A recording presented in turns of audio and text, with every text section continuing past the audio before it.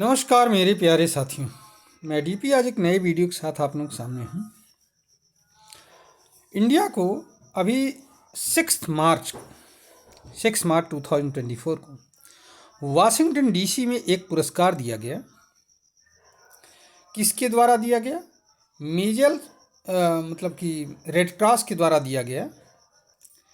Red cross का headquarter आप सभी को मालूम होना चाहिए, ये वाशिंगटन डीसी में है, तो वहीं वाशिंगटन डीसी में रेड क्रॉस संस्था के द्वारा दिया गया। किसके पार्टनरशिप में? मीजल्स एंड रूबेला पार्टनरशिप में ये दिया गया है और इंडियन गवर्नमेंट को दिया गया है। समझ रहे हैं आप? तो ये पुरस्कार वैश्विक पुरस्कार है और ये पुरस्कार दिया गया केंद्रीय स्वास्थ्य एवं परिवार कल्याण मंत्रालय को। इसको रिसीव किया भारतीय दूतावास जो वाशिंगटन डीसी में है, भारत के राजदूत श्री प्रिया रंगनाथन जी ने केंद्रीय स्वास्थ्य एवं परिवार कल्याण मंत्रालय की तरफ से उन्होंने रिसीव किया। अब यह पुरस्कार दिया किस लिए गया है? तो यह पुरस्कार दिया गया है भारत के एक सक्सेसफुल मिशन के लिए कि भारत ने मीजल्स और रूबेला वायरस को हरा दिया, अर्थात इस समय इंडिया मीजल्स और रूबेला फ्री हो गया है। अब ये वायरस इंडिया में नहीं है या इनइफेक्टिव हो चुका है। पिछले 12 महीनों से देश के 226 जिलों में कोई भी मामला रूबेला का प्रकाश में नहीं आया है। समझ रहे हैं? 50 जिलों में तो वैसे भी कोई नहीं था, लेकिन जो बाकी के जिलों में था उनमें सर्वे किया गया विश्व स्वास्थ्य संगठन के द्वारा, रेड क्रॉस के द्वारा बाकायदे। तो पिछले 12 महीनों से कोई भी केस मीजल्स एंड रूबेला का नहीं प्रकाश में आया।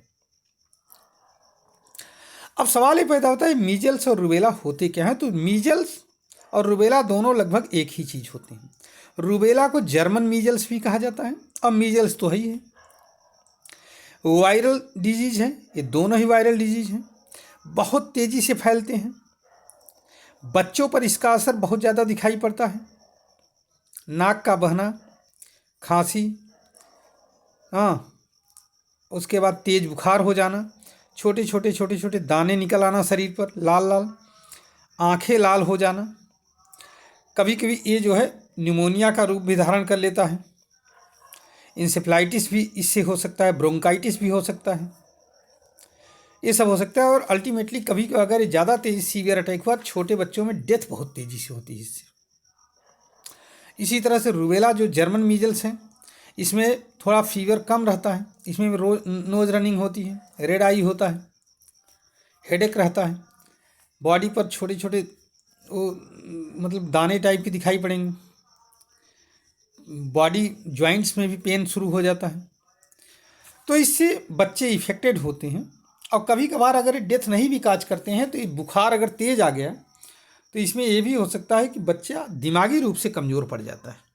तो इसके लिए सरकार ने एक बाकायदे कार्यक्रम किया भारत की तरफ से, सार्वभौमिक टीकाकरण कार्यक्रम या यूनिफाइड इम्यूनाइजेशन प्रोग्राम। ये जो मिशन इंद्रधनुष के तहत भी किया गया और वैसे भी किया गया, दोनों तरीक़ों से। मतलब कि एक तो मिशन इंद्रधनुष के तहत तो चल ही रहा है और अपने आप इंडिविजुअल भी प्रयास करके, मतलब स्वास्थ्य मंत्रालय ने अलग से इसके लिए प्रयास किया और अंत में भारत को ये सफलता मिल गई कि इंडिया मीजल्स और रूबेला फ्री हो गया है। समझ रहे हैं? तो अगर ये जो सवाल ये पैदा होता है ये हुआ कैसे, तो इस पर स्वास्थ्य मंत्रालय ने थोड़ा सा प्रकाश डाला है और उन्होंने तो यही कहा कि ये जो पुरस्कार है ये हमारी स्वास्थ्य कार्यकर्ताओं की देन है। स्वास्थ्य पेशेवरों, नीति निर्माताओं और देश भर के समुदायों का, अलग अलग समुदाय जो समर्पित होकर के कड़ी मेहनत करके इस टीके को लगवाया और इस टीकाकरण प्रोग्राम को सफल बनाया। तो ये है आज के विषय में। इस तरह से भारत ने एक और सफलतापूर्वक एक कदम को छुआ है स्वास्थ्य के क्षेत्र में।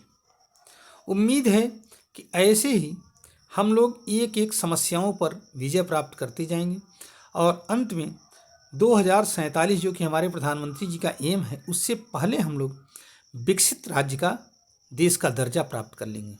धन्यवाद, नमस्कार, जय हिंद, जय भारत, वंदे मातरम।